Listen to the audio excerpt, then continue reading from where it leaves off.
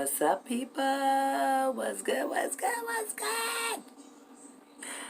I want to finish reading Lisa Van Allen's book, Surviving the Pied Piper. Yes. Yes. I know the lighting is like horrible and shit, but I don't want to be in the dark either. So, we left it on chapter 7. Last time we left it on chapter 7. We are now on chapter 8. And the chapter runs all the way to the book runs to chapter 12. So we got 12 chapters. And we're on chapter 8. And in this chapter, she's talking about how she's the age of 21. And how she realizes that, you know, she's just done. She's done with R. Kelly. She's ready to go. She's done. So, chapter 8.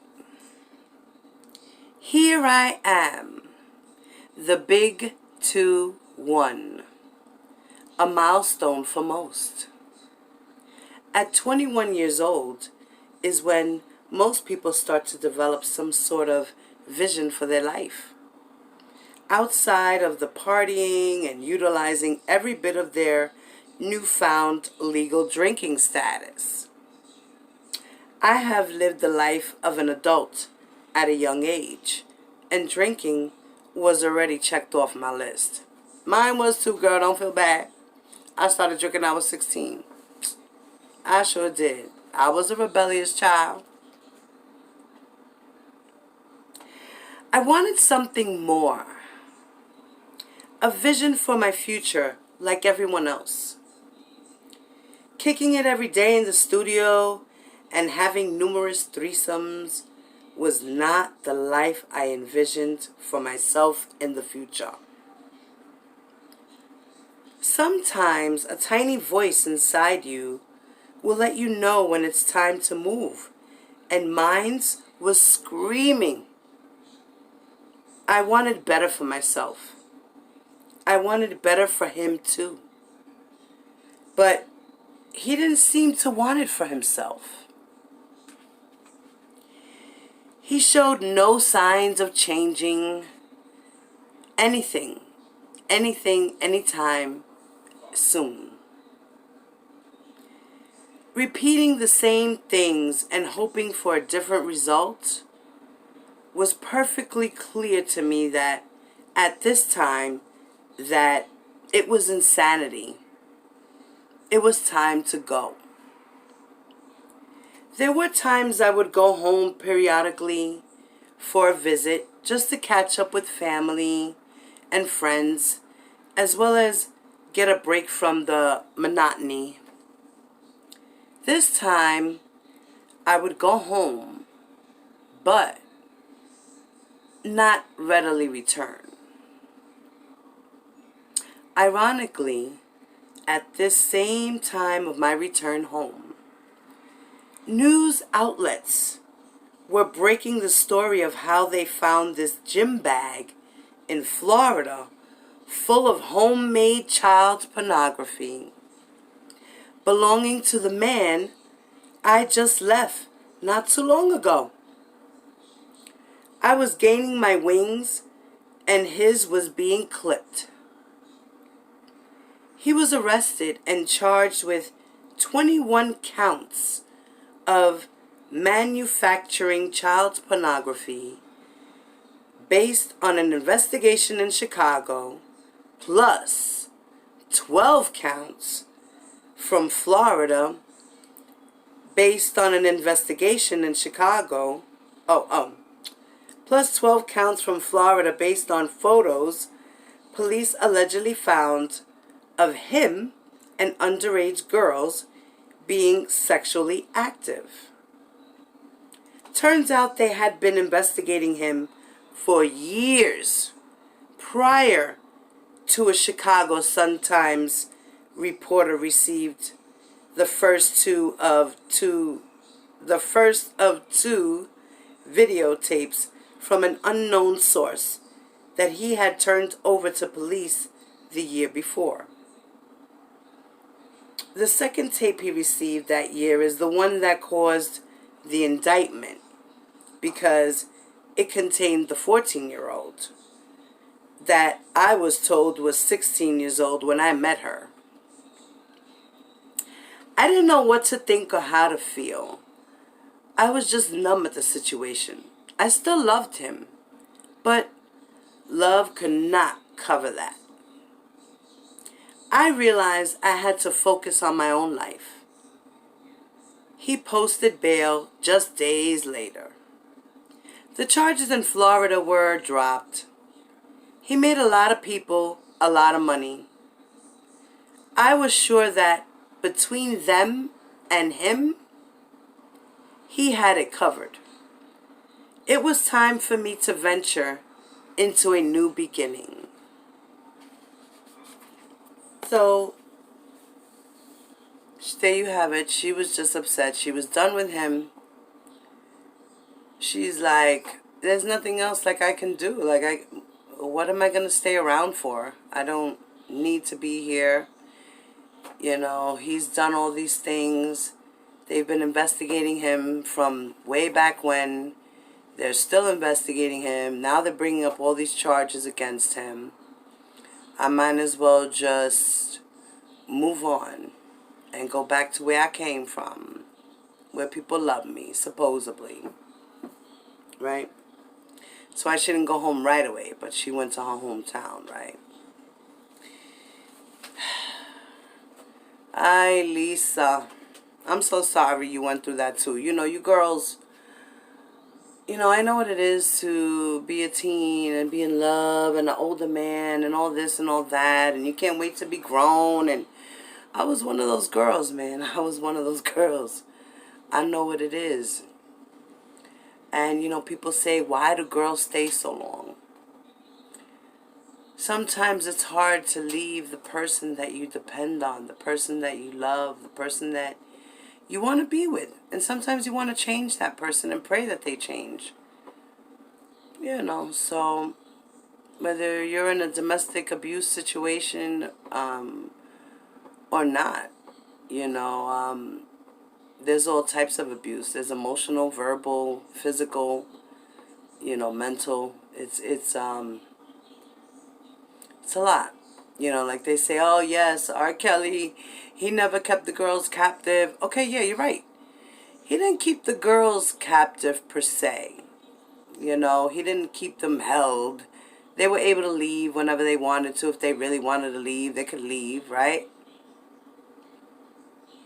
They chose not to. They loved him. There's a reason why. They had benefits. And they wanted to make him happy. All them girls were in competition with each other. Who could be the best?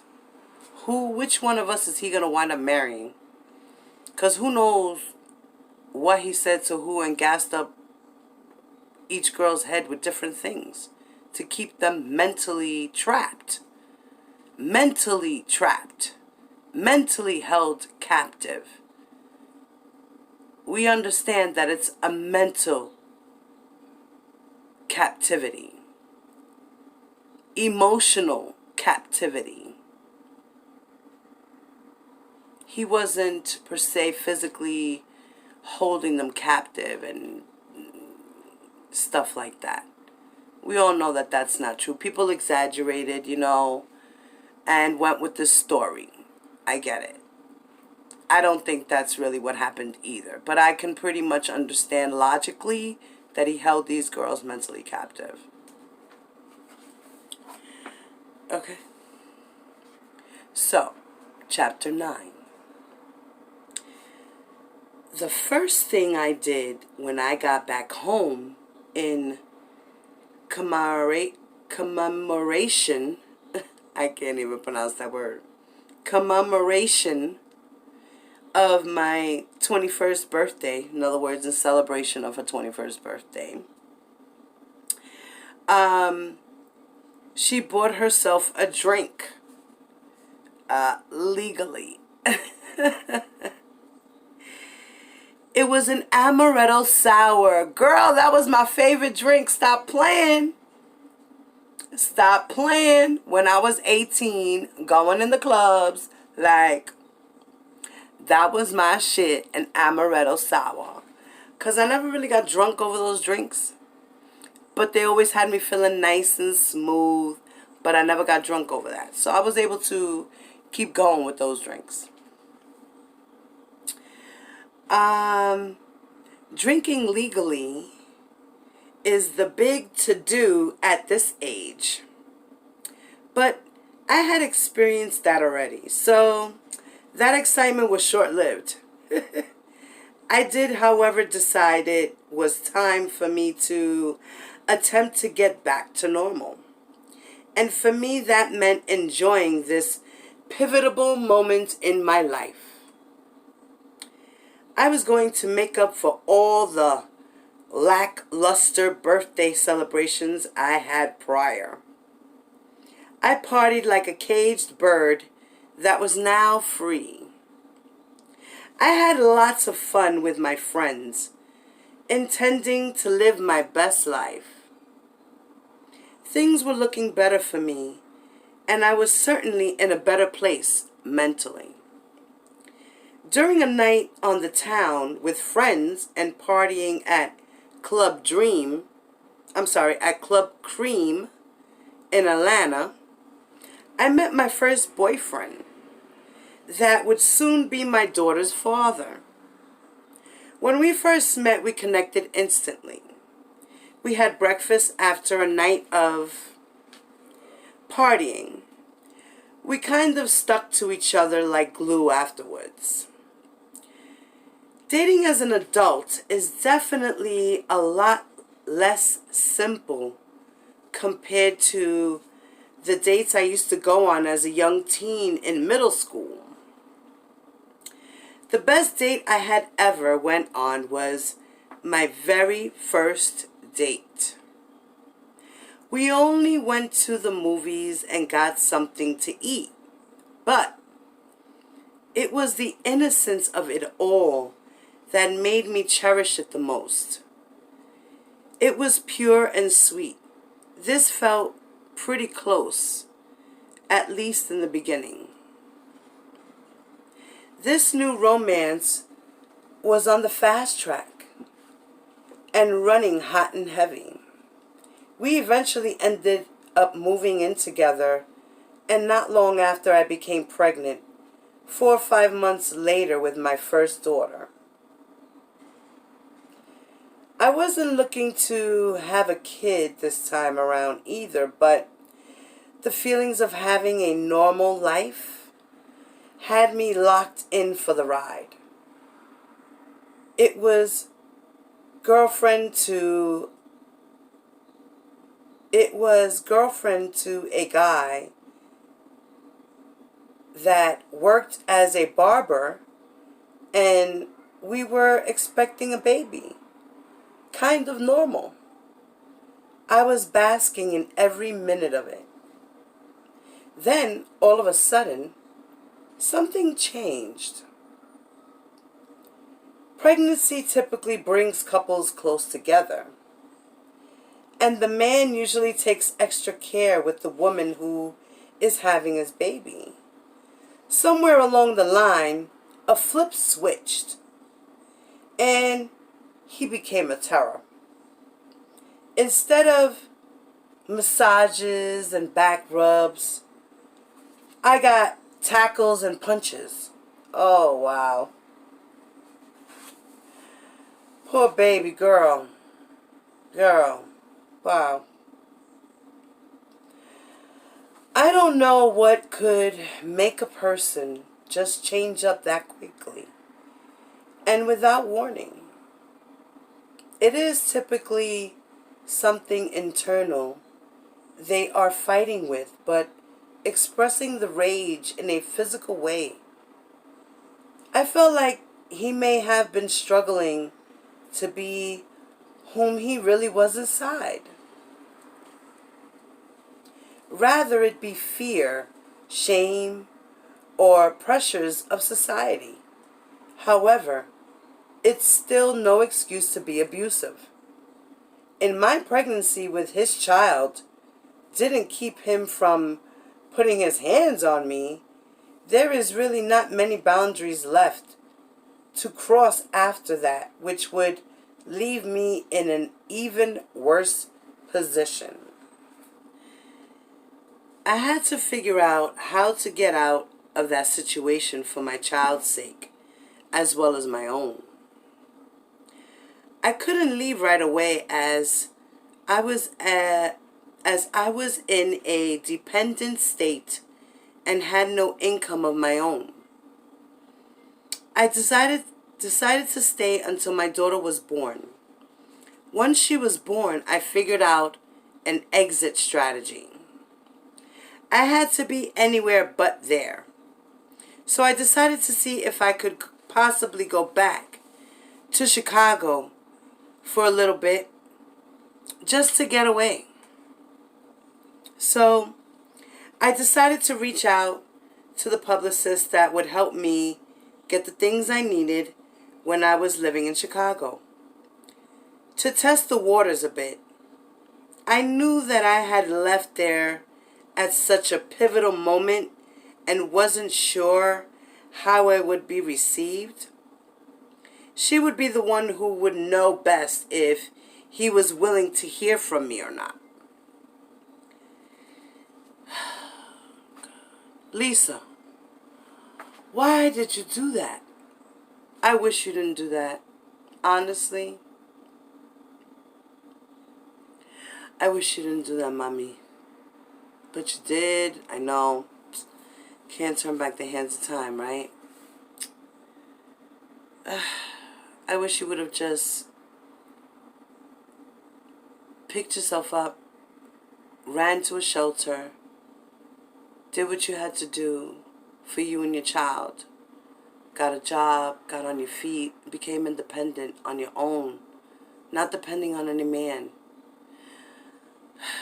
I'm sorry that at such a young age you felt like that's what was needed, instead of picking yourself up and making yourself independent and believing in yourself.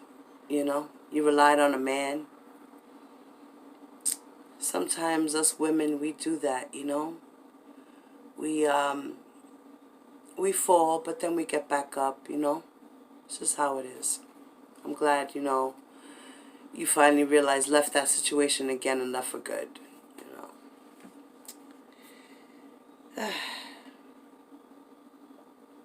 I called her kind of nervously, not knowing what to expect, but to my surprise, she said he had been looking for me for a long time.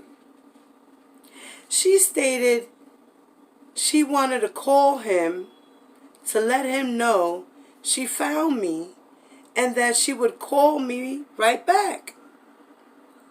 That phone call put me on my way to Chicago, but with a small addition.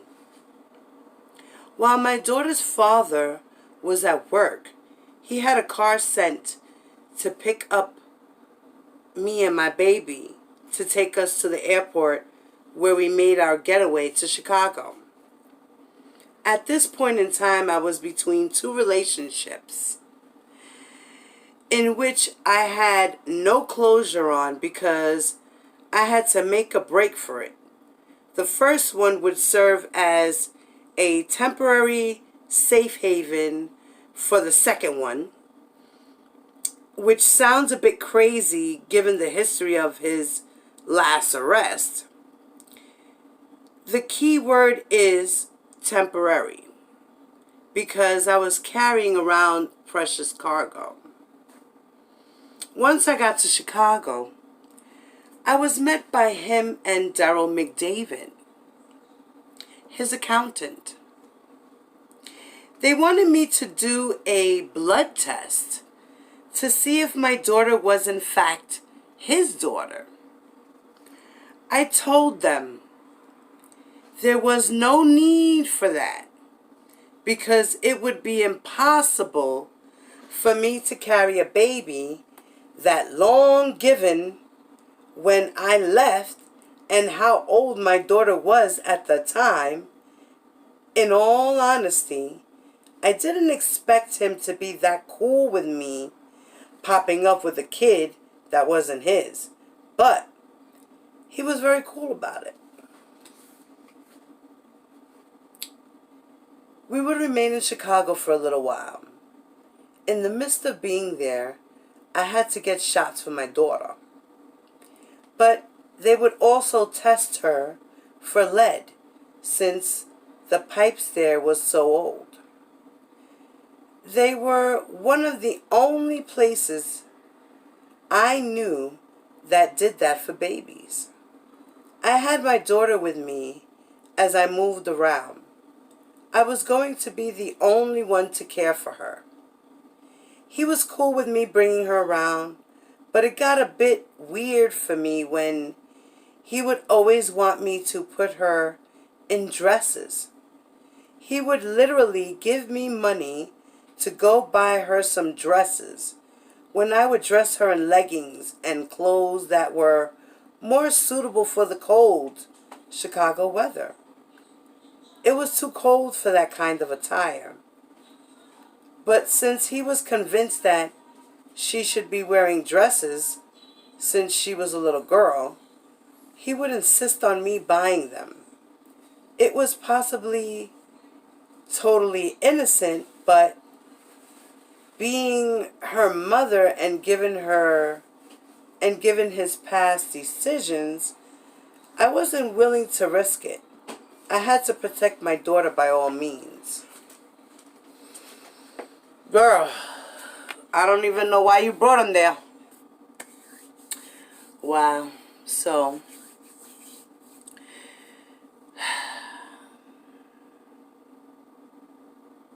she just felt like this is too much. But she did use him. She used him. He used her. Fuck it.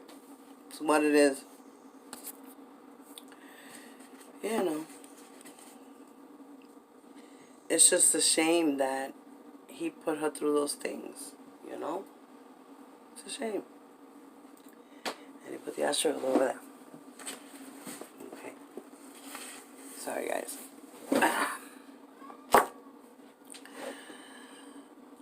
So she continues to say that we would leave Chicago not too long after and head back home to Georgia. I did return periodically, but for short periods of time and never with her. A relationship is very unhealthy when you can't trust the other individual with anything. That's true. The older I got, the less I would see him, and the less I wanted to have sex with him. It got to a point where I just wanted to hang as two friends without the benefits and all the extra women.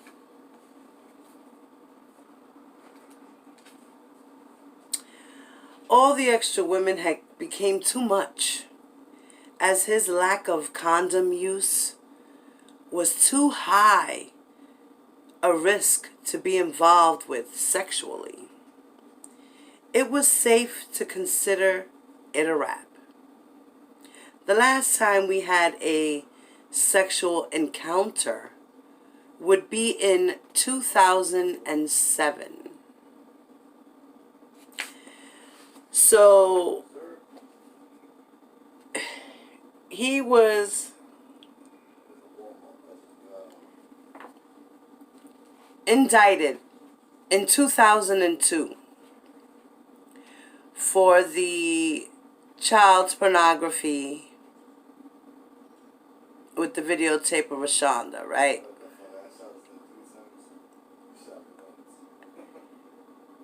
2008 is when the trial began. From 2002 to 2008, he was out on bail. So from 2002 to 2008, whatever crimes he committed while he was out on bail.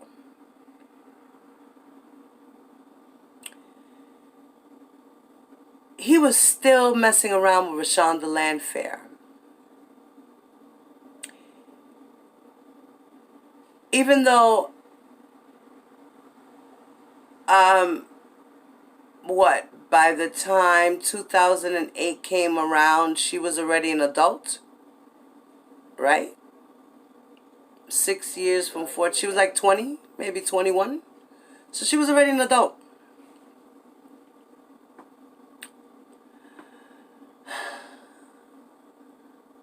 And Lanita Carter,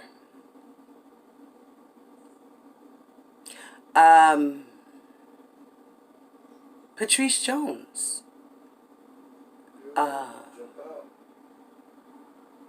Montina Woods, I believe. These 4 girls came out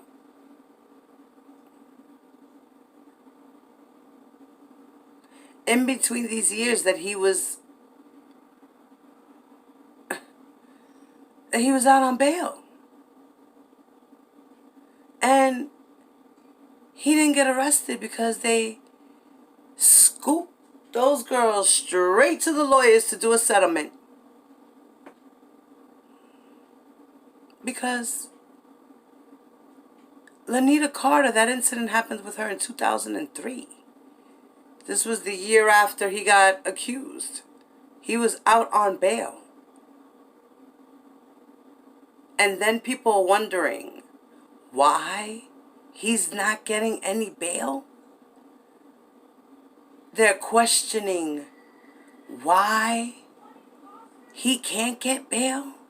Why is he a danger to the community? This is why. He was out on bail committing crimes.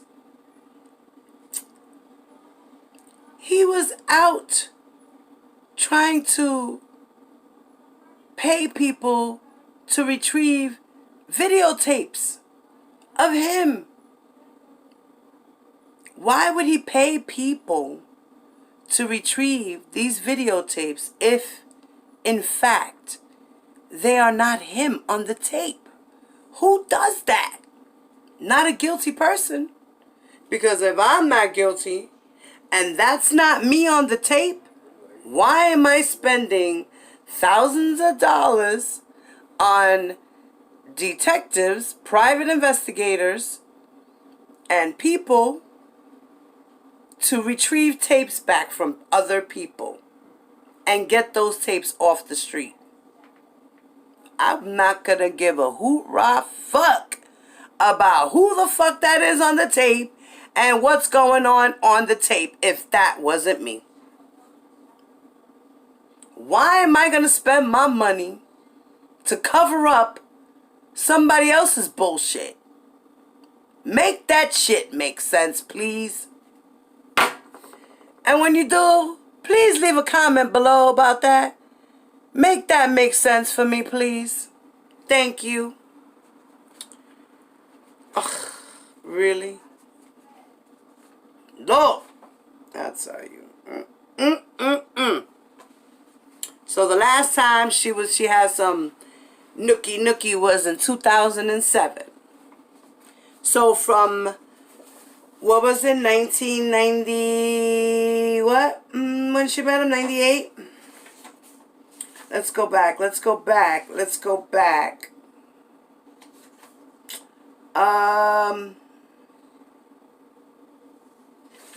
Alright, she was born in 1980. She was 17, so 1997. 80 to 90 is 10. Yeah, 1997. So from 1997 to 2007, she was messing around with R. Kelly. back and forth. She was straight for a few years, left for a little bit, went back and forth, back and forth, back and forth for the last few years, even after she had the baby.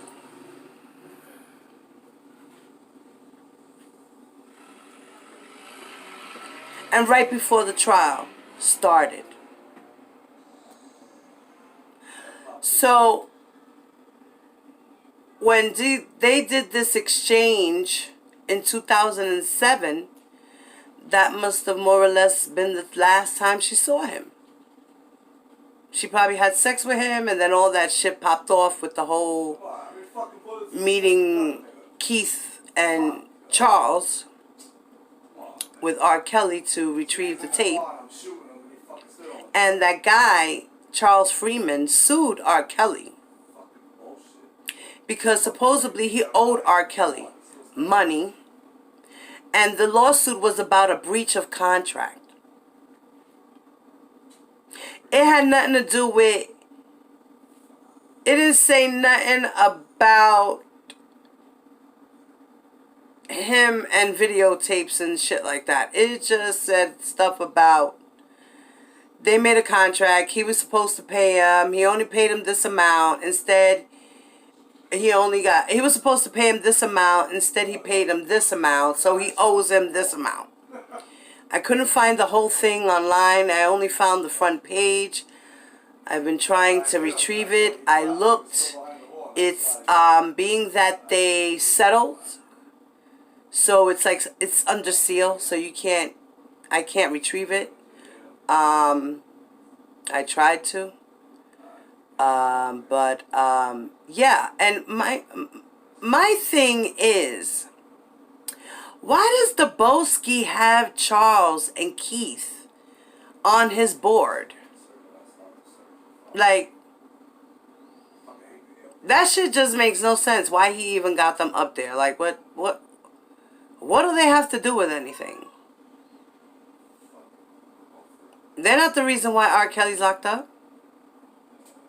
I don't understand why they're on the board when R. Kelly is the one who said, listen, you two niggas need to bring me my shit. I'll pay you X amount of Z amount of money. Bring me my shit. Made them take lie detector tests. One of them failed because he said he did make a copy of the tape. And that's how all those other tapes got out, because he made a copy and he sold them the copy of a copy of a copy there, and it just kept going. So what is your problem, Dabowski, with Charles Freeman? Please explain that to me. And Keith Merle. Why are you so upset with them? Because R. Kelly wanted to buy his videotapes back? I don't get your point with them. I really don't understand. Why are you mad because Lisa Van Allen gave them the tape and they held it for her? Or are you mad at the fact that he distributed it so that everybody in the world can see what a dirtbag R. Kelly is? Is that what it was? Please help me with that. Make that shit make sense. Drop your comment below, babe. Please do. On that note, I need to spark up we gonna spark up this spliff on Lisa.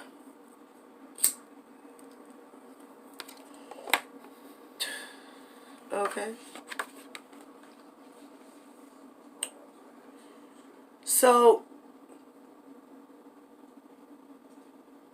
we were still friends, and he would help me if I needed it. After I had returned home with my daughter, he still cared for me. He helped me get around with my daughter buying me a car. Of course, he didn't buy it directly, but he did do some research for one. He had June make sure I got the money order he sent to purchase the vehicle, a Ford Mustang, in cash. So He made sure he sent the money to June so that June could pay for it in cash. So he helped her pay for a car. So I guess when R. Kelly talks in the song I Admit, and he says, bitch, I bought you a car, I guess he's talking about Lisa. Or he might even be talking about Rashonda. Who knows? Because according to Lisa, she got a car. According to the documents, Rashonda got a car. Who else got a car out of Kelly? Who else got a car? Andrea, did you get a car? And you were his wife. Did you get a car? That's what I want to know. Andrea, did you get a car? Because he was giving away cars. So, for me, the friendship ended with the last Thanksgiving I spent with him at his home in Olympia Fields. So the last time they spent together was Thanksgiving of 2007.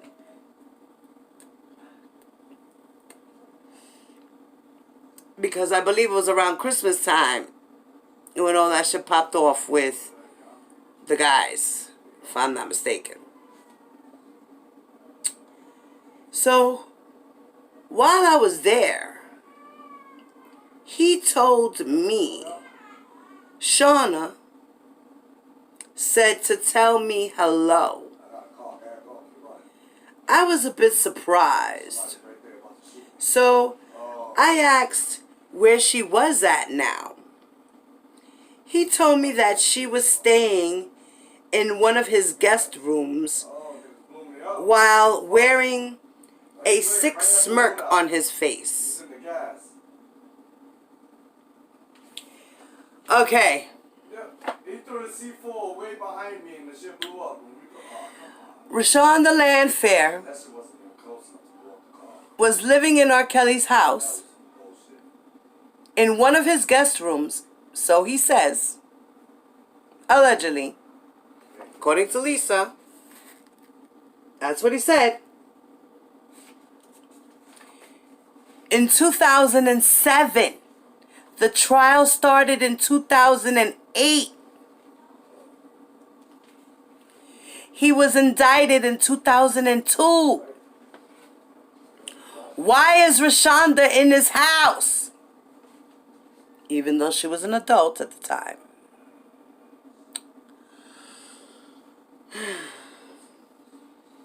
Lord, I'm just like, wow. Shauna was the neighbor he told me was 16 years old when she was really 14. Even though at this point she was now a grown woman. I had hoped that all those years that he stopped messing with her, I was sadly mistaken. That was the straw that broke the camel's back for me. After years of trying to help him change, I realized he was sick and beyond the help that I could give him. It broke my heart. His sick and deceptive ways is what caused us to part. This was no longer someone I could be friends, let alone lovers with. This same year, I met my second father's child. My second child's father. I thought he was great to be around until I realized how self-centered he was in reality. Poor girl. She went from one to the next and the next. R. Kelly was bad. At least she didn't have a baby with him. She went to some next love. Thought it was going to be great. Turned out he was a real dick. Got her knocked up. She decided to have his child. Okay. Didn't last long with him because now he's an abuser. So she said, fuck it, I'm going to go back to R. Kelly. go back to R. Kelly, then you realize you were just really, really a sex toy and you're tired of it. Like, you just can't do it no more. Regardless of how much money he was giving you, regardless of how much he was taking care of you, regardless of how many clothes he bought for your daughter, regardless of the fact that he bought you a car, you got tired. I get it. I get it. She got tired. You know, every dog has its day, you know what I mean? Every woman gets fed up, you know what I mean? So that's just what happened. And she got tired. That's it. She got tired. And it was what it was. So,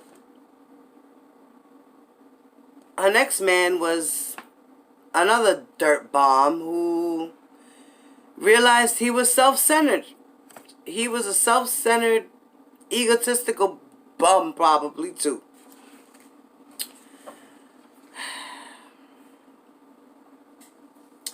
She says that mistakenly, I had confided in him during the course of the relationship about my past relationship with Rob. I also told him that I asked a friend to stash away a tape I stumbled across a while back that contained myself engaged in sexual activity. I told him the guy was speaking to some people who were trying to get him to sell the tape. But I didn't want it to be sold. I didn't want myself out there like that for the world to see. After I told him, it really put a damper on our relationship. He asked me for his number one day. I thought maybe he was just feeling a little insecure, and if I gave him the number, the insecurity would subside. I thought it would assure him that he was the only person I was dealing with. However, I didn't think that he would call the number. The next day when I came over to visit him, I was just in shock. He told me that he actually called, and on top of that, he told him that I had the tape. Wow.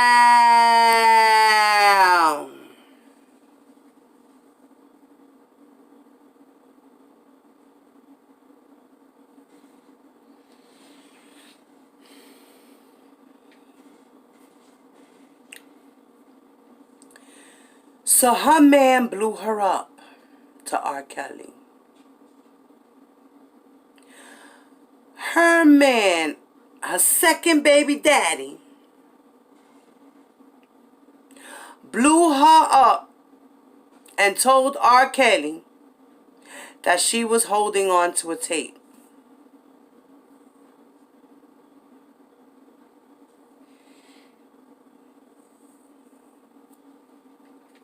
Really? Really?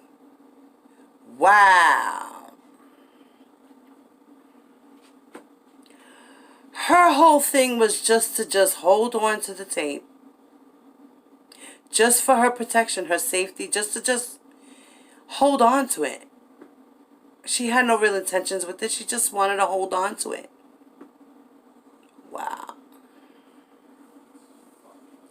And he blew her up. What a man.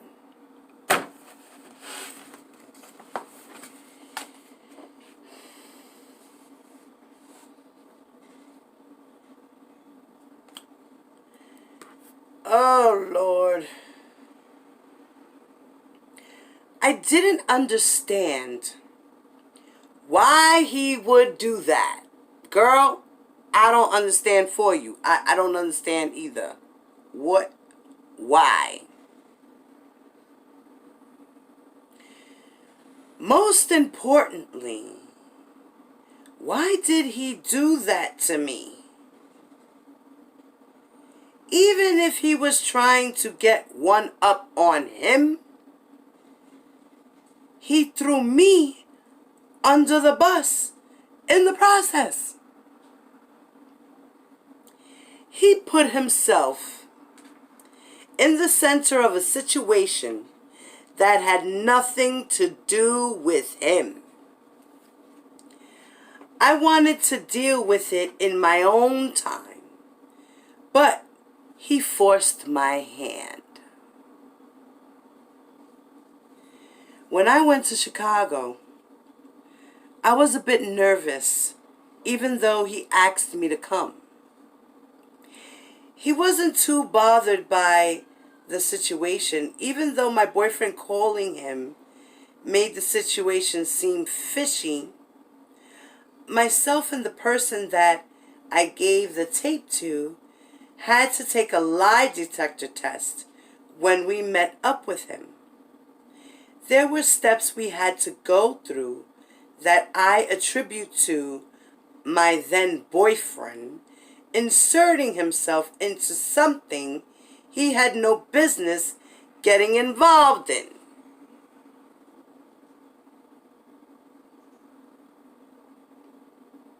You see, Debowski, you need to be mad at her second baby daddy. That's who you need to be mad at. That's the one right there. Not Lisa. That's the one. The second baby daddy. He's the one who blew it up. How about that? Eh?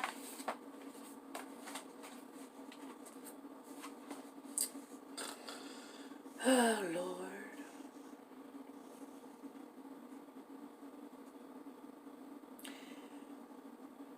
The lie detector test was to prove that the tape really existed, and if so, whether or not we made copies.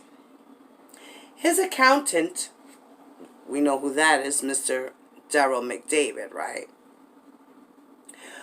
His accountant was the one who had us take it at the lawyer's office.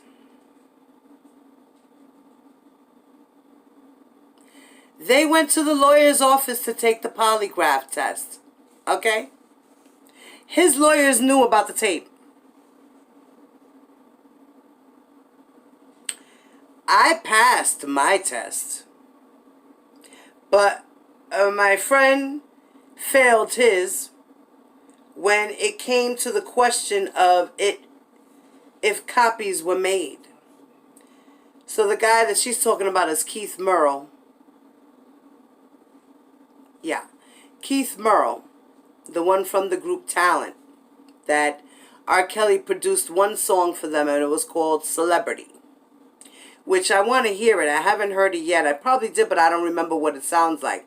But I want to check it out. Then says, I passed my test, but my friend didn't. We had to return another day because the accountant told my friend he would receive full compensation until all the copies were brought to him. Rob had offered us $250,000 for the tapes to return. The accountant decided he would make us split the amount of $200,000, and the last $50,000 would be paid after the trial. So the deal was he would pay the both of them $250,000, but they had to split it. So they said that he would pay $200,000 to the both of them now, so they each get $100,000, right? Then, after the trial, he would give them the other $50,000.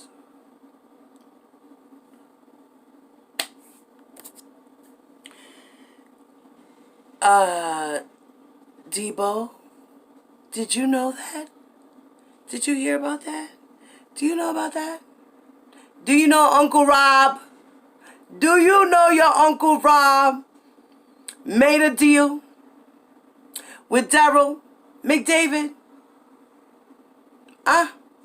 The both of them in the lawyer's office, sitting there, making a deal? Huh? Do you know that? Did you know that that's the reason why your Uncle Rob is in the racketeering, conspiracy, obstruction of justice charges? Do you know that?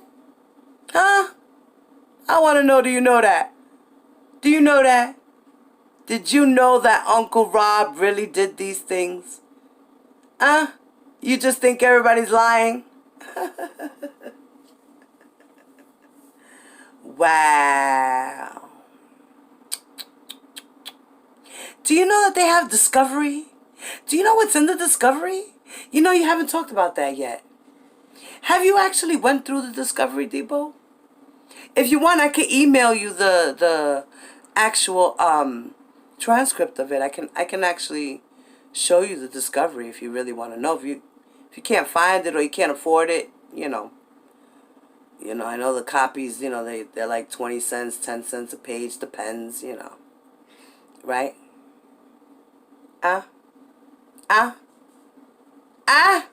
Like you say, what's up? What's up? You know about that? Yeah, I know you know. I know you know, because you know everything, right? You smart, right? Right. Okay. Whew. La, la, la, la. Wait. I was going to relight my joint. Just for you, Debo. Look. Just for you, Debo. Just for you. Just for you, my nigga. Blunts up. Alright. C's up, B's down. Mm-hmm. Hooty hoo, nigga, hooty hoo. Yeah. Let's see. Okay. So then, let me finish reading to you. Then he also paid the upfront amount in portions. See, he didn't give it to them all right in one shot. He gave it to them in portions, The first visit, he paid us $20,000. So right then and there, he gave them $20,000 each. They each got $20,000. So he paid $40,000, I gather, right up front, right? Right? Then the second visit, because there was twice. You hear this? Twice they met up, Debo. Twice. And she said that her friend, we all know who was that? Keith Merle, right? Keith Merle now. He got paid $80,000 after he passed the lie detector test, and he did not have to come back anymore. Also, wait.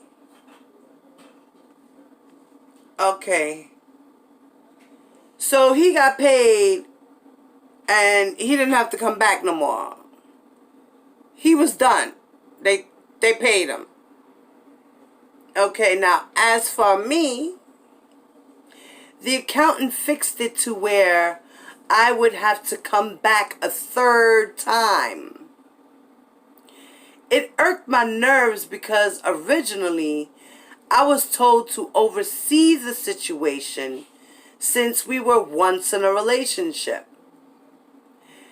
We weren't blackmailing him, and he never knew me to do anything shady. However, the accountant muscled his way into take over. In 2 visits, he had given me half of what he gave my friend. He made me take a lie detector test on the third visit, but he didn't ask yes or no questions, as if to purposely make me fail. How much money do you have in your bank account? Is not the type of question asked during these tests. He was purposefully being a dick, asking me these types of questions. So I failed it, of course. He just needed a reason to be upset. He even had the nerve to threaten me as if I did anything wrong to him personally. This guy was obviously into more than just accounting. He had personally sat down and watched the tape in our presence, which is not something a professional accountant would do. He would just handle the money. While watching the tape, he wasn't interested in the parts in which I was filmed, just the parts when the underage girl called his client daddy and specifically referred her to 14-year-old pussy. That's the part of the video that made it important for him to get the tape back. That phrase was repeated by the both of them at least 6 times. If the phrase wasn't enough to make you sick, he also urinated on her. This 14-year-old girl was the same girl he told me was 16 years old 2 years before she actually turned 16. This was a different tape from the one he would be on trial for. So the one that he was on trial for was one tape. And the one that Lisa Van Allen had was another tape.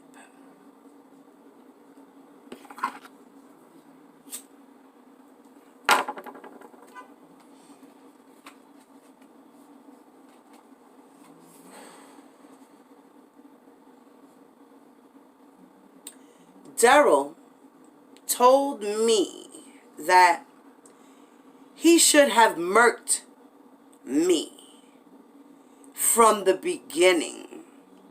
He said it as if there had been prior conversations about this even before today. I was not trying to hold the tape over anybody's head. I just didn't want my image out there like that. I wasn't doing anything for him to put a hit out on me.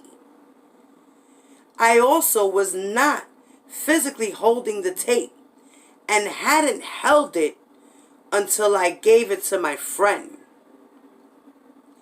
I had to figure out a way to protect myself. I contacted the prosecution in the case they were trying to hide evidence from to do the right thing, as well as create a safeguard for myself and my children. I didn't know what this accountant was capable of doing, so I needed to let it be known that there was a plan to kill me so that it would be on public record and decrease the chances of it actually happening. I felt that it would be safer to tell the truth and to tell my story of what actually happened. As it turned out, my instincts were right. It was rumored that there were ties to the mob. The famed Chicago Sun-Times reporter, who had received the anonymous videotape and testified at the trial, stated that he was threatened by a former business manager. He said someone called him in the midst of the trial, claiming that they knew he had a daughter, as if to say they would possibly harm her to shut him up. The day after the Sun-Times ran the story about the videotape, he said someone shot out a front window at his home. I definitely did the best thing for me and my kids in that moment.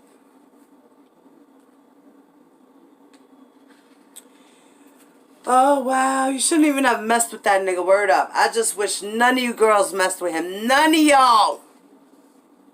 None of y'all. I wish, y'all would have kept your asses at home. I wish you girls didn't think yous were grown. And I wish R. Kelly would have kept his dick in his pants. He would still be out here singing, making great music. These girls' lives would be different. And everybody would be in a different place right now. There's so many people involved from throughout the years that this case is really, really sad.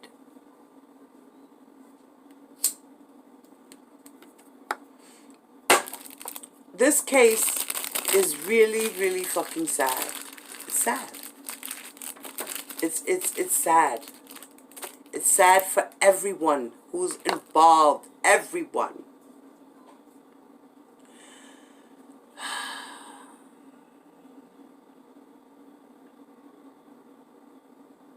I'm sorry that those girls, you girls were trying to be women, trying to please a man who was a star, who you guys looked up to and adored and loved.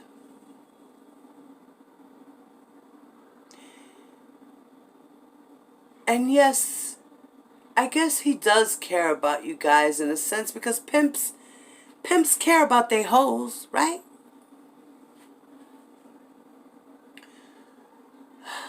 So, I guess he did love you guys too. I can't say he didn't, He did things for yous, but it was also at the fact that he paid you guys with gifts and cash to keep yous going, keep yous there, keep yous wanting to continue to please him and be there for him and comfort him and keep him company and let him abuse yous. Basically, he treated yous like prostitutes as well. It's true. He treated y'all like prostitutes, and it's terrible. And I don't blame none of yous for being scorned. None. Because you have every right to be. Because he had no right to manipulate yous. No right to use yous. And no right to abuse yous in any way. These were kids, and he was the adult.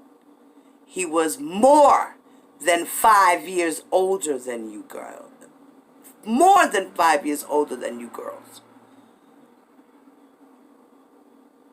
Morally, he was wrong. Legally, he was wrong. If the girl was 16 and he was 21, it'd be all right.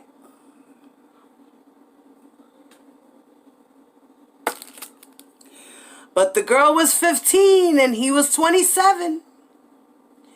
The girl was 13 and he was like 32.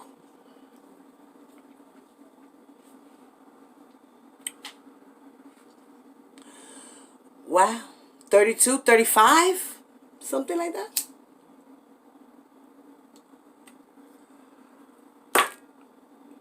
Why is it that a fucking 32 to 35-year-old man having sex with a 13-year-old girl?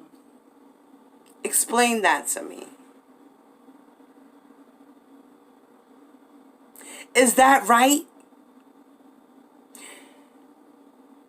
Would you, Debo, and DJ, would yous allow your 13-year-old daughter to have sex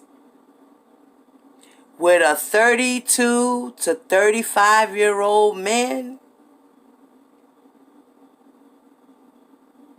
Would you think that's right?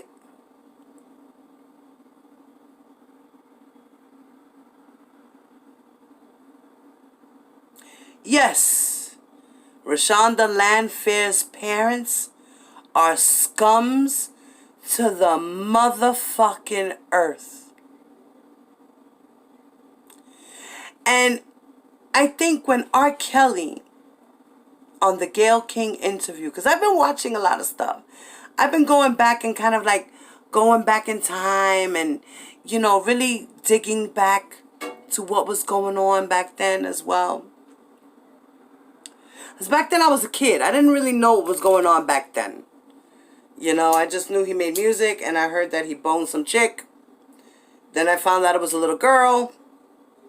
Then I was like, oh my God, I saw the video. I was like, oh shit, what? No, whoa, whoa, whoa.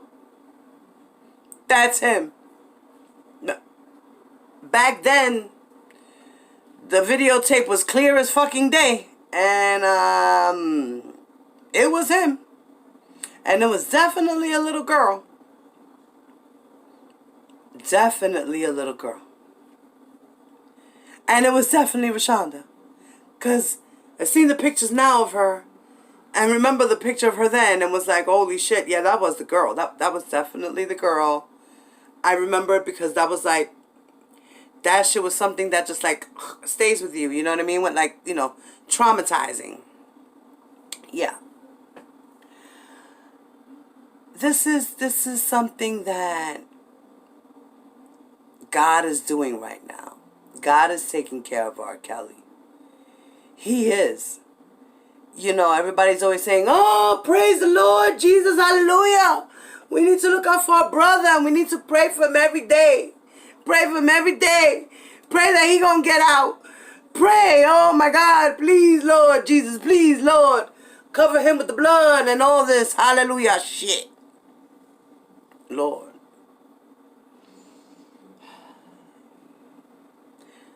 The Lord is the one that's doing this, honey. Don't beg the Lord for mercy because the Lord is done with him. The Lord gave him mercy back in 2008. He done fucked that up. There ain't no more mercy on him. His soul has been sold. It's done. Finito. He did too much of the devil's work. He wasn't listening to God. God gave him a chance the first time. Money helped him out, though. Money helped him out, though. Because he don't have the money like he do today. He had money. Wait, let me say this right. He doesn't have the money now that he did back then. He doesn't. He's broke. And there's a reason why he's broke. He owes money, man. He owes money to his record company, bro. I'm going to do a video and break it down for y'all about the whole industry and how the money flow works and how it actually works. And the whole thing with your masters and all this and that. I found some stuff online that was very interesting. And, yeah, maybe we can explain it to y'all. Maybe, people can understand what happened to his money. It's not all about, he owes money. There's this thing where artists get advance payments. So if R. Kelly's like, okay, I need $8 million. Okay, well, look, your contract says that you gonna get 3.6, let's say $5 million for doing 2 albums in the 1 year. Let's just say they say that, right? Okay. So they say, okay, we're gonna give you an advance. 360 thing. So it goes back around, 360 deal, right? So it's coming back around. So that means I'm going to give it to you, but you got to give it back.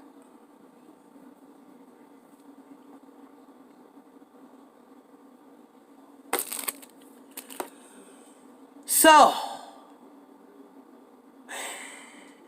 every time he had to pay out for a lawsuit, guess where that money came from?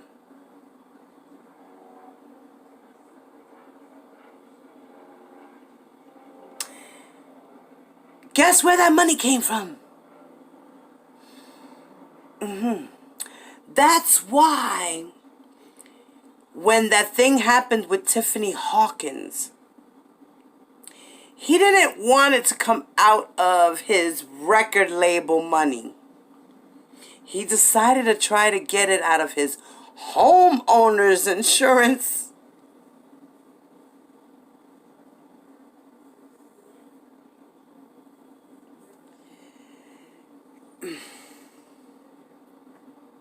Can you believe that? He tried to pay Tiffany Hawkins off without the record companies knowing about it, through his homeowner's insurance, off of his Chicago home in Marbash, Wabash, or one of those places over there, whatever. Yeah, he did. He truly did. And the insurance company was like, what?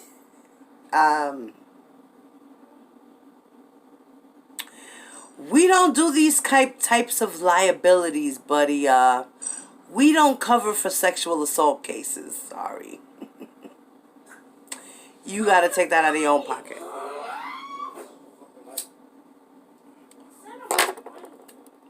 So that's when he had to go through Susan Loggins and all that other bullshit. Okay. Okay. I hope you understood that, Debo. DJ. Okay? Okay.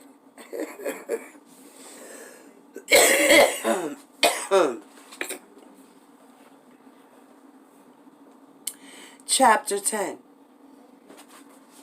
We're almost done. We got like 2 more chapters. I don't know how much more of this videotape I got going, but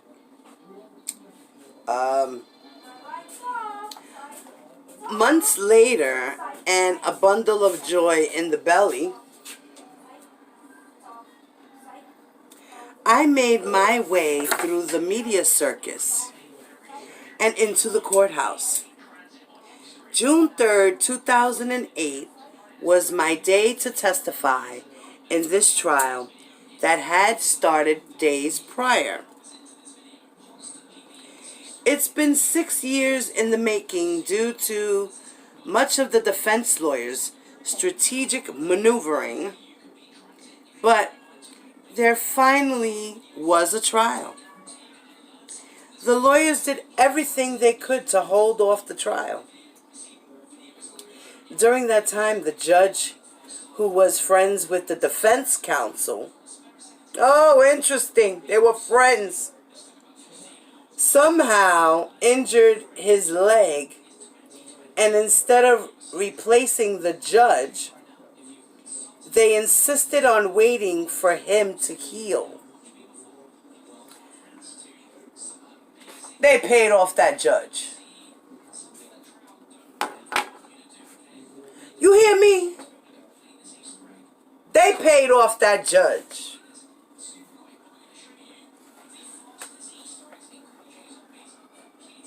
They paid off that judge. Did you hear that? I'm going to read that part again. Okay, just because I'm just very confused by this right now. Did you just hear what I said?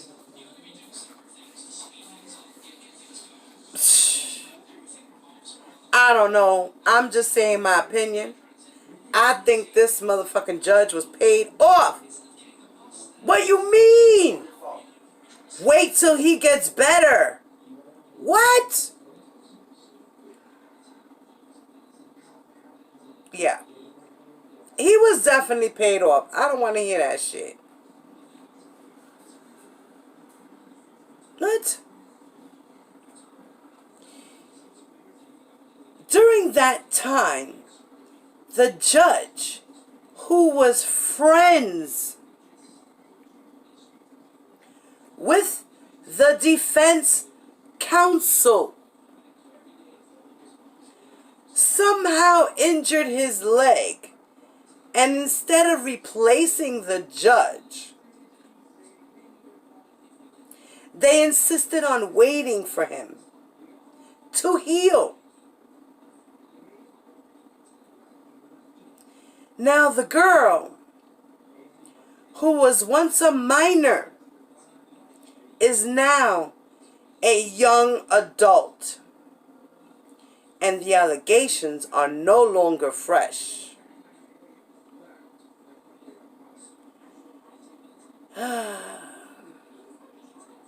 They are no longer fresh in the public's mind. The testimonies and lines of questioning that took place would heavily shape the case.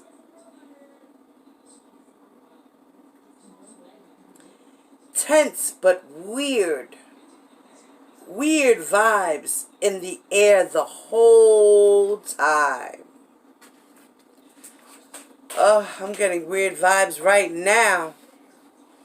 Like, what?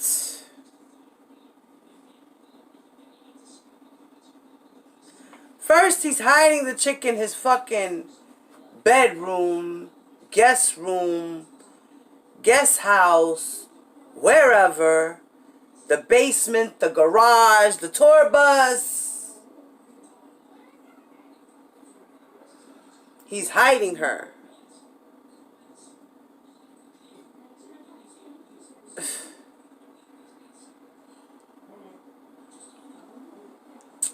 And when the trial started, he decided to send the family away. So feds couldn't go looking for her anywhere. Or her family. Wow.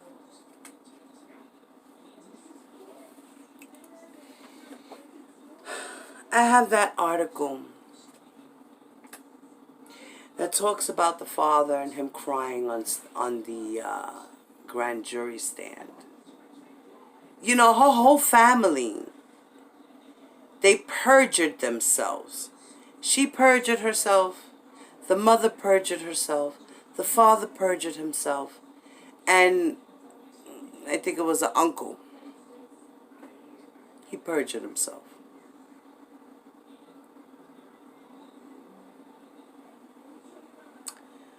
All the people that said that it wasn't her and knew it was her, who lied under oath, are supposed to be charged with perjury in this case. But being that R. Kelly paid them off to be quiet,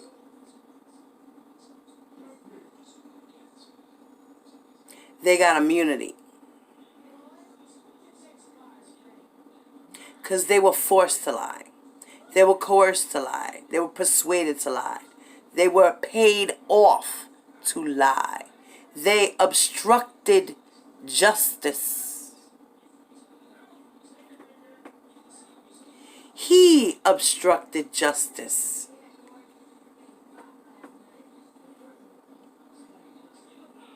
He obstructed justice. And they perjured to cover up for him because he paid them. So therefore the government is giving them immunity. Now, does that make sense to you? I hope it does.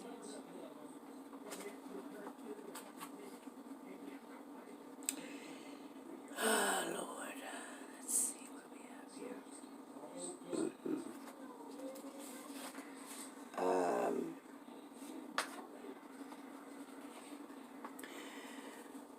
The day I took the stand was a day I'll never forget. I was nervous, not about my testimony, but about these lawyers whom he had hired. If they could hold off a trial this long with no recourse, what other tricks did they have up their sleeves?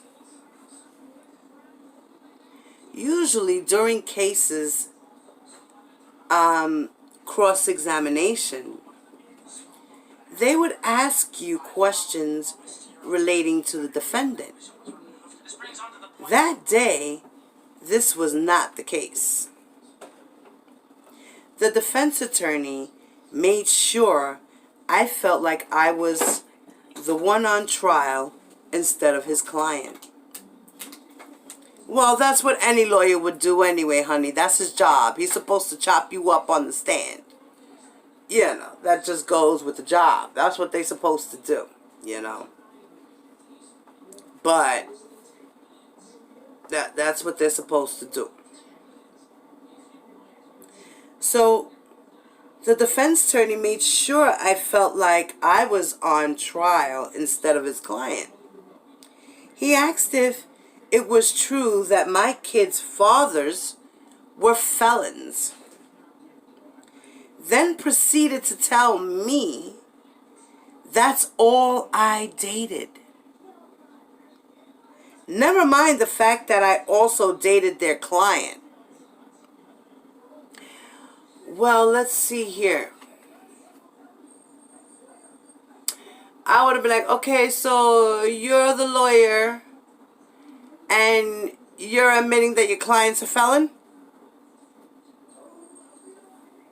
He wasn't convicted, but damn, he's a felon. We here. He's a criminal somehow. That's why I'm here. Thanks to him, that's all I attracted.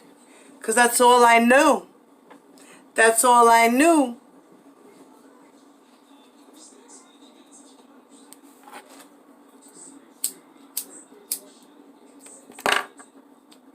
Don't play with me.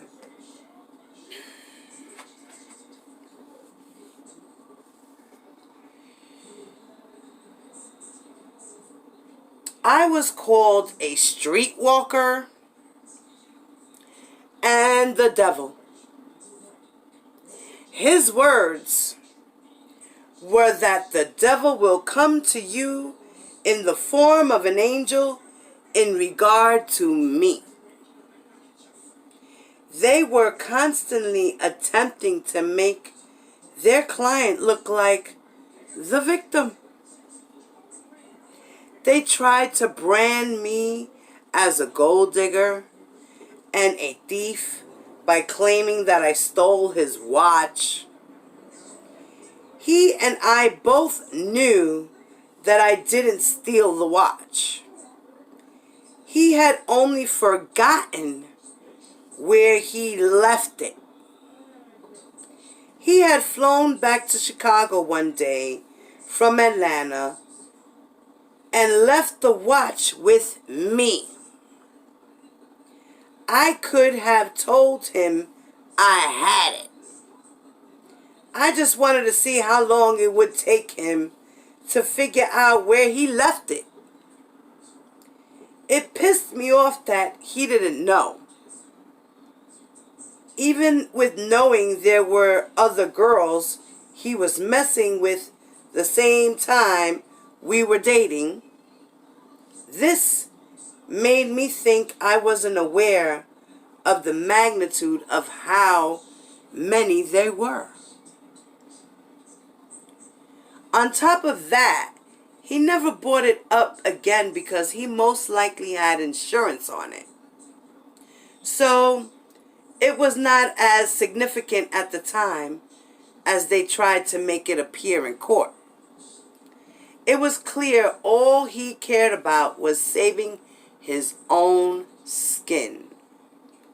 I mean, he was willing to let the blame be put on his brother, knowing he had nothing to do with the case at all. Not to mention, he had paid my oldest daughter's father $50,000 to make up lies on me and try to destroy my credibility. It's sad when money can make you sell out the mother of your own daughter. Wait. Okay, so, alright, wait. So, I'm thinking here now. I have a question now. I'm curious now. Okay. So, your first baby daddy is Damon Pryor, Lisa? So Damon Pryor did get... See, I was reading some article about this situation, and I was saying to myself, Damon must have got paid to say all of that.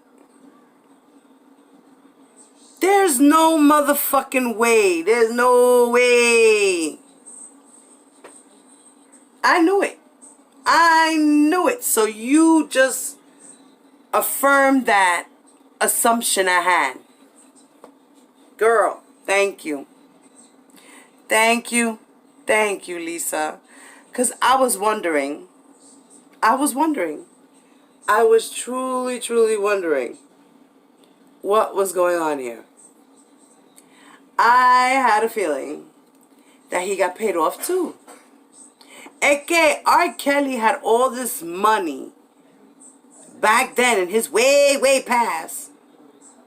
And he was able to just be like, yo, D, do me a favor.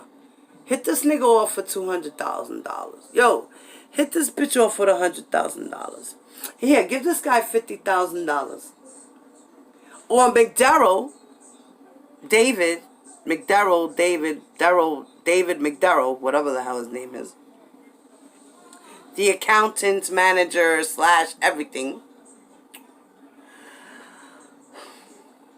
Was the one that was going to R. Kelly like, listen. Alright, this dude is doing that. Okay, he's doing that. Okay, look. Why don't we just pay him this? And then we can give him this much now. And we can give him that much later.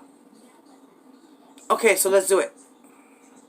R. Kelly would be like, okay, so let's do it. Because anything that happened, everything had to fall under direction of. And the people that did those things were working on behalf of. So if R. Kelly said, jump off a fucking bridge, I give you $50,000. You're going to be like, okay.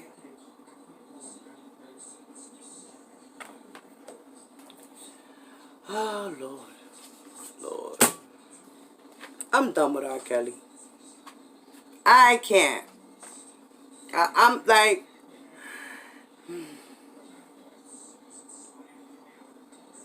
There's so many clues. So much evidence. So much probable cause. This man is done, okay? I don't want to hear it no more. He's done. Y'all ain't say goodbye, because he's never coming home. Peace, R. Kelly. We loved you. You know, I used to love to bump and grind when I, first came out. Then once you started doing your really crazy shit with little kids, then it was like, eh. Like, it was cool, dandy, for you to be nasty and me thinking about you being with a woman. That's normal. But then to listen to the songs and thinking about you being with a little girl,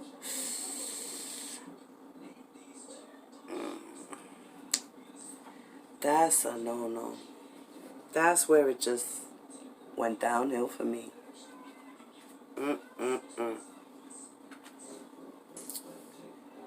So,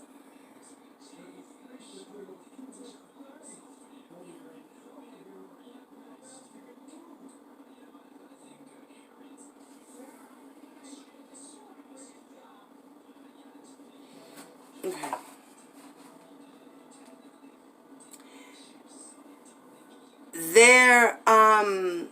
His lawyers, their overall tactics were to discredit me as a witness and create a distraction to the case at hand. They asked me nothing about their client. I felt they needed to make that connection clear, which was the reason I was there to further speak to the validity of the tape.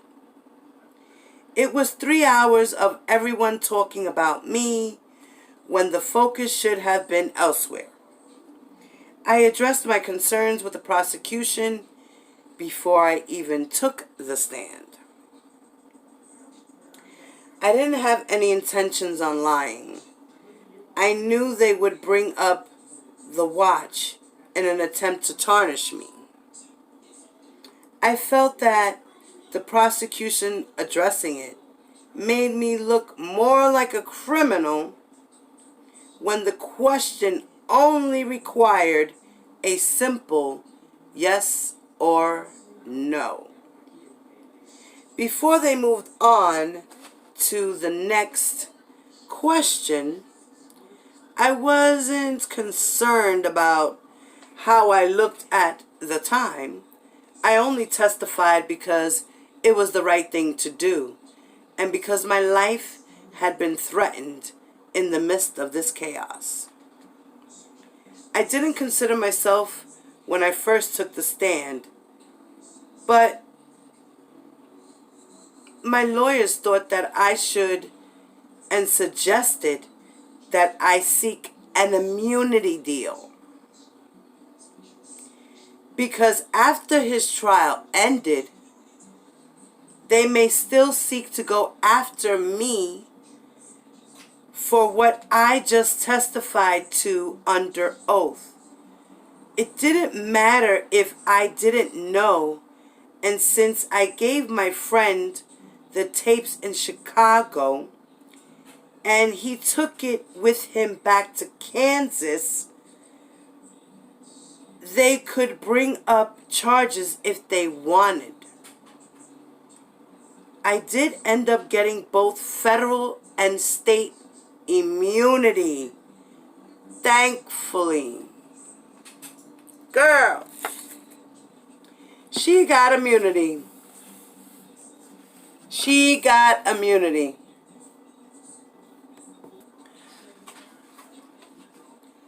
The whole ordeal was just stressful, on top of being pregnant. The outcome was not surprising to me at all. He had confided in me a while back about hiring some lawyers he called his dream team. And that is exactly what they turned out to be. They succeeded in keeping the trial date delayed long enough to create doubt as to who it was on the tape. Also, the girl's parents and herself said the girl on the tape wasn't her. Many don't know that she was still with him before, during, and after the trial. Her dad continued to play guitar for him years after the trial.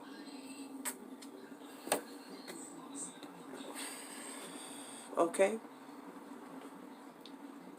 Even the countless other people clearly identifying her by her voice, hairstyle, and appearance. It was enough to create reasonable doubt in the jury pool. They returned a verdict of not guilty. His fans that still believed in his innocence, the ones whom he made money for, and ones that needed his money for survival, all rejoiced. His song still played on the radio, and he even put out a new song that won the people over. They were able to dance away any remnants of filth that came with this trial. Not to mention, the leaked video made him somehow more desirable to some in a lustful way. He went on to receive a NAACP Image Award and lots of praise. It's odd because there was a time when the young starlet he married some time ago was about to receive an award and got booed off the stage. Two separate events with him, the master manipulator, at the center, but in both cases, the victims got the short end of the stick. To bring it all full circle, one of the fans waiting outside the courthouse in support of him was a young teen by the name of Geronda Pace, who would later become one of his underage victims of abuse.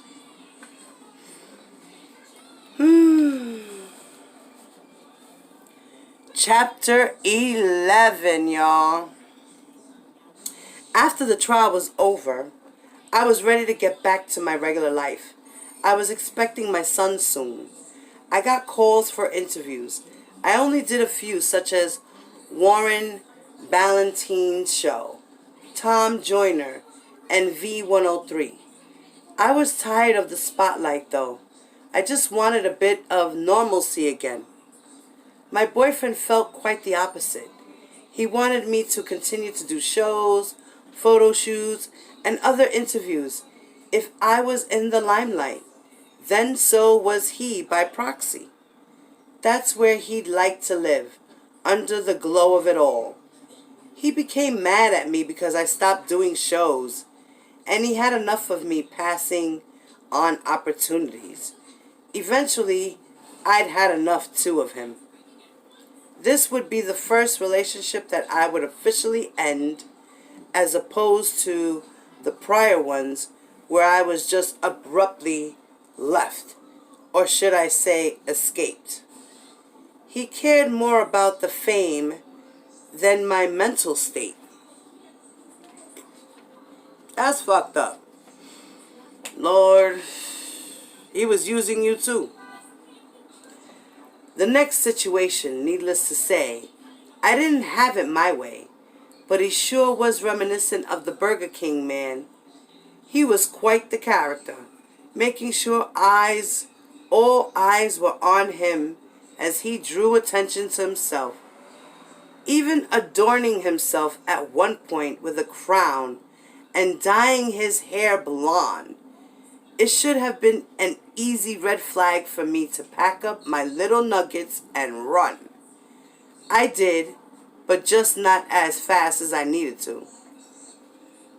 Before I left, my affiliation with him led to a traumatic event that would leave a mental scar not only for myself, but for my kids and my daughter's best friend as well.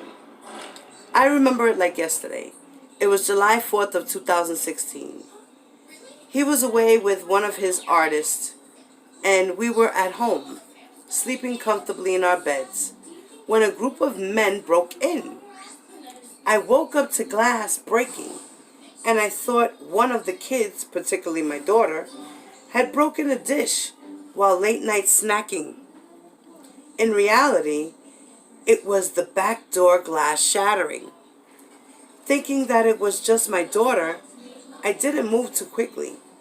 I had barely opened my eyes to yell out to her and ask her what she broke, when I saw a gun in my face. The men were all wearing masks and ransacking the place as if they were looking for something. The guy with the gun told me to get down on the floor and lie face down. I'm terrified at this point because I didn't know what to do, and I didn't want them to harm my baby that was still lying fast asleep in the bed. As I was lying down on the floor, I was worried about my kids. What I didn't realize is that they heard the commotion and decided to hide in a closet. While in hiding, my daughter called 911 and was on the phone with them as this was taking place. I, on the other hand, was too afraid to move with the gun drawn on me. The guy proceeded to ask me where the guns and money were. I didn't know what he was talking about, so I told him just that. In the meantime, the others were searching desperately and making a mess of things. Then one guy stumbled across a gun in the closet, so this made the other guy think that I was lying. I told them that I didn't know that it was there.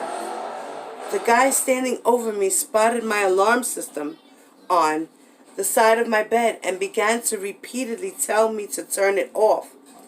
I told him I couldn't turn it off, hoping it will make them leave faster if they thought the police were on their way.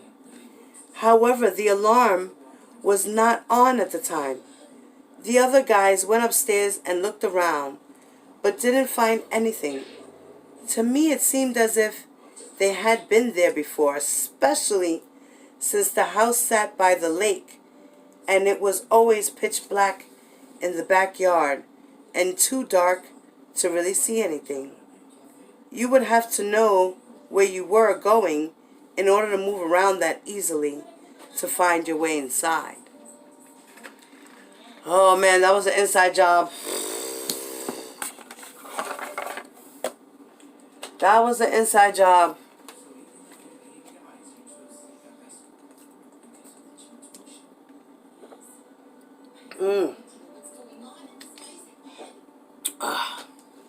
I needed that, y'all.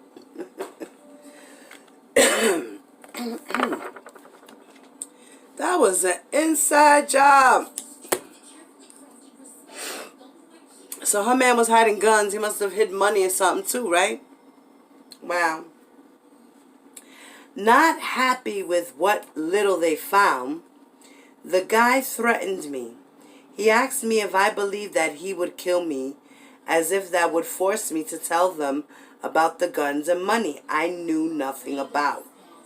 Then he left off a shot by my head. My life flashed before my eyes, seeing the hole the bullet made through the floor. I was thinking that this was going to be the way I would leave this earth, leave my kids behind. The shot also woke up my baby. Fortunately, she didn't cry, as I thought that would only aggravate them. I'm thinking she thought she was dreaming is why she didn't really make a sound. She just sat on the bed, rubbing her eyes and staring at them.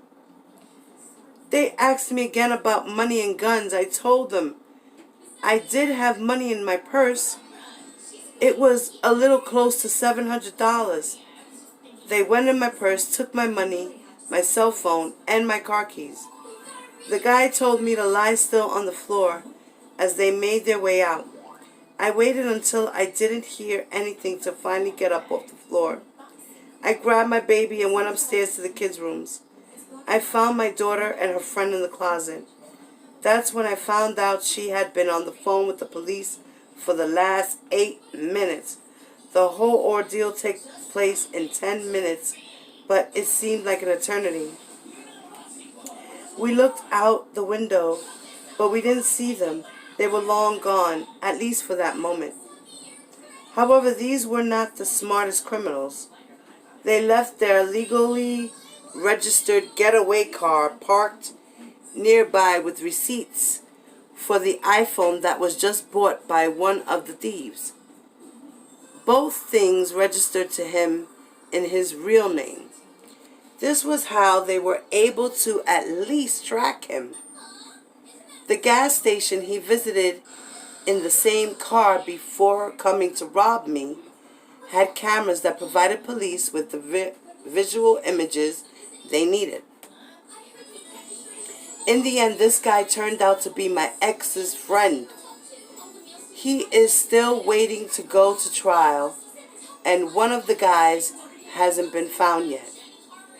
Not even having his family going through an ordeal like that made him want to be a stand-up man.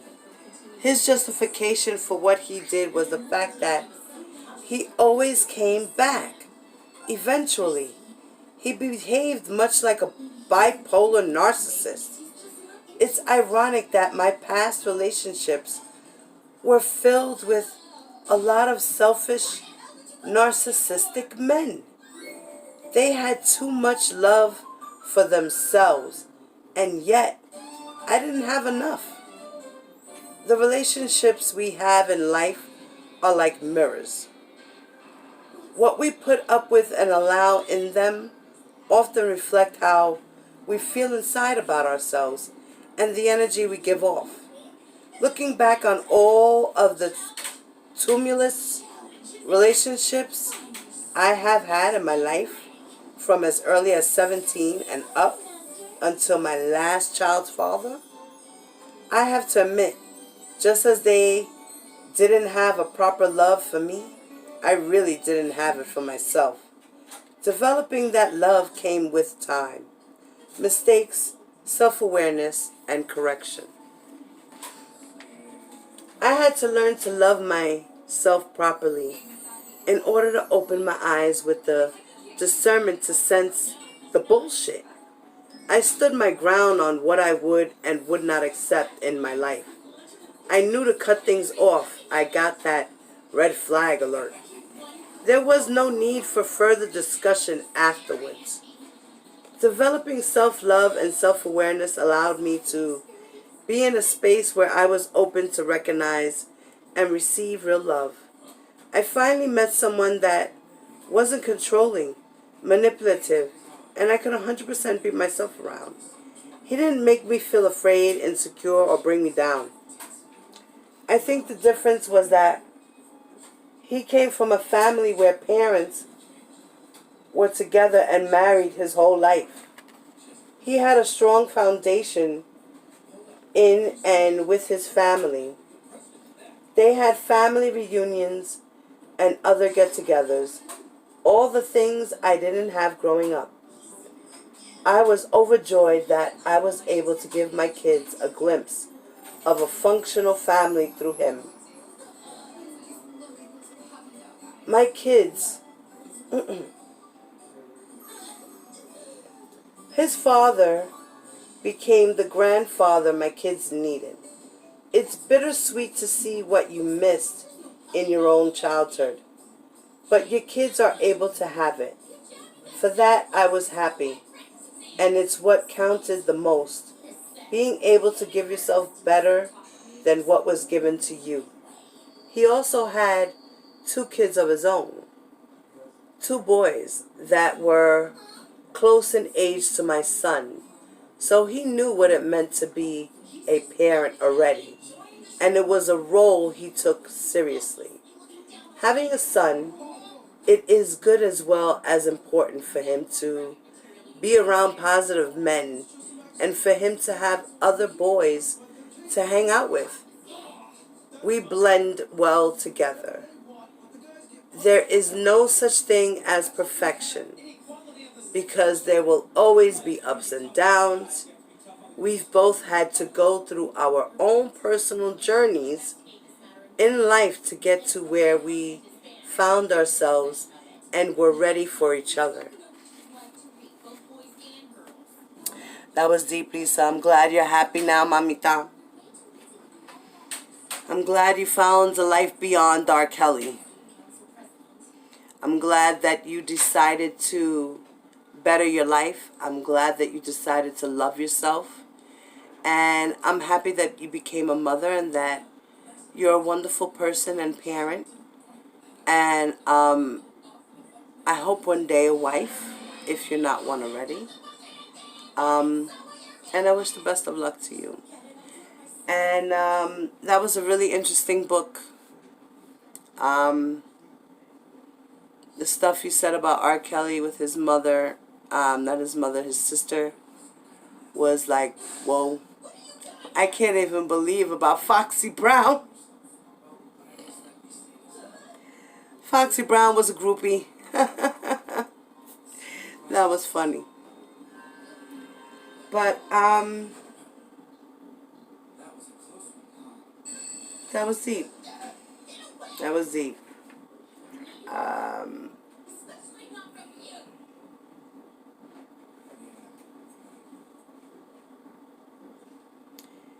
And now we have chapter 12.